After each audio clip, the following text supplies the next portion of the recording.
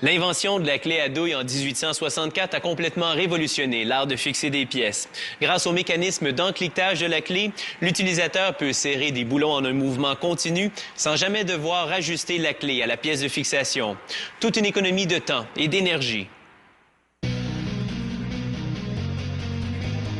Les clés à douille modernes sont offertes avec un éventail de douilles et de rallonges pour être en mesure de gérer tous les types d'écrous et de boulons. La fabrication des douilles commence avec ce rouleau d'acier épais.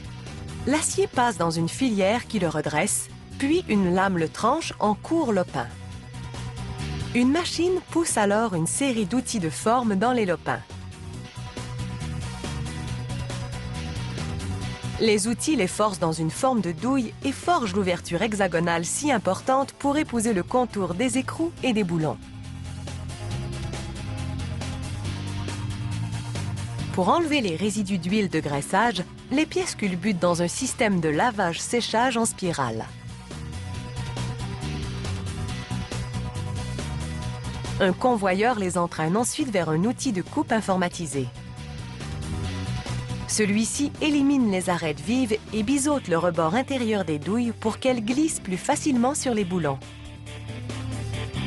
Il ne faut que quelques secondes pour améliorer le profil d'une douille. Différents outils sculptent ensuite l'ouverture carrée du côté de l'entraînement. C'est la partie qui se verrouille à l'extrémité de la clé à rochet. Un puissant poinçon roulant grave maintenant la dimension de la pièce et le nom de la compagnie. Une fois ces détails réglés, il est temps d'enfourner les pièces pour un traitement thermique.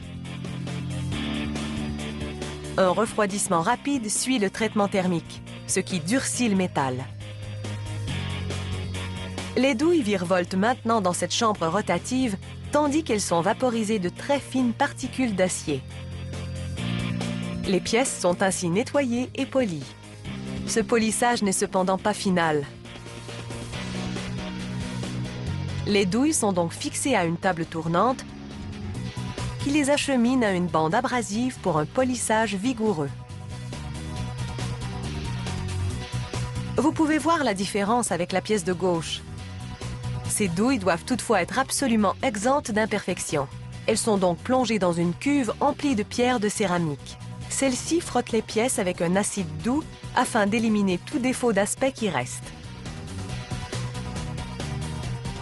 Les pièces sont ensuite lavées et rincées, ce qui les prépare au chromage. Fraîchement chromées, il semble dommage de les plonger dans cette solution brunâtre. C'est en fait une protection contre la rouille qui leur permettra de garder cet aspect étincelant. Le contenant de douille est maintenant verrouillé dans une centrifugeuse. En tournant, elle élimine l'excédent de liquide sur les pièces. Les douilles sont enfin prêtes à briller au travail. Des rallonges amovibles améliorent leur portée. Des outils de forme passent à l'action et poussent des lopins d'acier dans des filières afin d'obtenir l'ébauche de rallonges. Une fois lavées et séchées, ces ébauches vont sur un tour. Tandis qu'elles tournent, des outils de coupe forment l'ouverture carrée qui leur permet d'être fixés à la clé.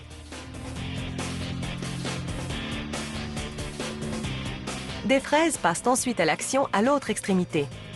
Elles la façonnent pour qu'elle s'ajuste à diverses douilles et usinent la queue pour réduire son diamètre.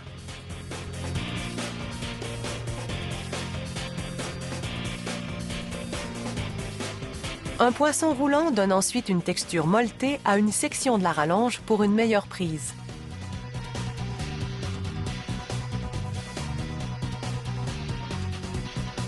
Un ressort en acier inoxydable est inséré dans un trou formé à l'extrémité de la rallonge.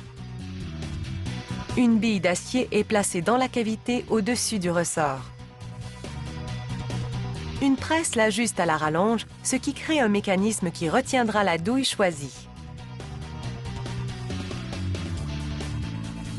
Il faut environ 3 jours pour compléter ce jeu de douilles, mais vous serez équipé pour affronter bien des tâches pendant des années.